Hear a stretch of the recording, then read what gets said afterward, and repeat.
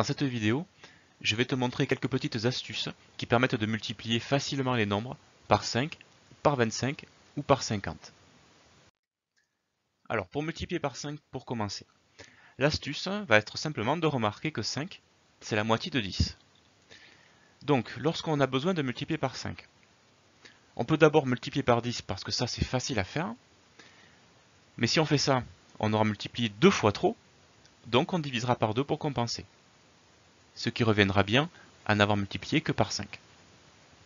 Exemple. 4,8 multiplié par 5. Donc je peux d'abord multiplier 4,8 par 10, ça fait 48. Et puisque j'ai multiplié 2 fois plus que ce que je ne voulais, je divise par 2 mon résultat pour compenser. 48 divisé par 2, ça fait 24. Et voilà, c'est le résultat de 4,8 multiplié par 5. Je te montre un deuxième exemple parce que l'ordre des opérations, tu vois, entre la multiplication par 10 et la division par 2 n'a pas d'importance. Si tu préfères commencer d'abord par diviser ton nombre par 2, puis ensuite le multiplier par 10 ton résultat, tu peux le faire, ça reviendra au même. Je te montre ici.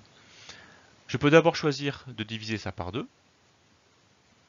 ça fait 213, et de multiplier ce résultat par 10, 2130, pour obtenir mon résultat. Tant que tu fais les deux opérations, la division par 2 et la multiplication par 10, peu importe par laquelle tu commences. Pour multiplier par 50 maintenant, ça va être le même type d'astuce que pour multiplier par 5. Simplement, on remarque que 50 c'est la moitié de 100 cette fois.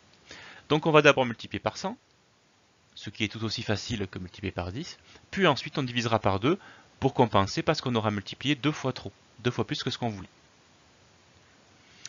Donc 86 multiplié par 50, je multiplie d'abord par 100, ça fait 8600. Je divise par 2 pour compenser, 4300. Voilà. Et là encore, l'ordre des deux opérations n'a pas d'importance, c'est à ta convenance. Et dernière astuce, celle qui permet de multiplier par 25. 25, c'est le quart de 100. C'est-à-dire que si tu prends 4 fois 25, tu trouves 100. L'idée va donc être de multiplier par 100, mais en faisant ça, on aura multiplié 4 fois trop, et donc il faudra diviser par 4 pour compenser. Et encore une fois, l'ordre importe peu entre les deux opérations. On commence par celle que l'on veut. 66 multiplié par 25. Donc je vais d'abord, par exemple, multiplier par 100. Ça fait 6600. Et il va donc falloir maintenant que je divise 6600 par 4, parce que j'ai multiplié 4 fois trop. Alors diviser par 4, ça peut paraître plus difficile que diviser par 2, mais en fait, il faut se souvenir que diviser par 4, c'est diviser par 2, puis encore diviser par 2. Le quart, c'est la moitié de la moitié. Donc on prend la moitié, puis encore la moitié de la moitié. 6600 divisé par 2, 3300. Et donc je vais rediviser par 2 pour au total avoir divisé par 4. Alors 3300 divisé par 2. Alors si tu as le moindre souci pour diviser par 2, il ne faut pas que tu hésites à décomposer ton nombre pour y arriver. Je te montre un exemple de décomposition. Tu vois, 3300, on peut dire c'est 2000 plus 1000 plus 200 plus 100. Alors tu décomposes comme tu veux ici. L'idée va être de trouver la moitié de chacun des nombres, plutôt que de trouver la moitié directement de tout le nombre. La moitié de 2000, c'est 1000.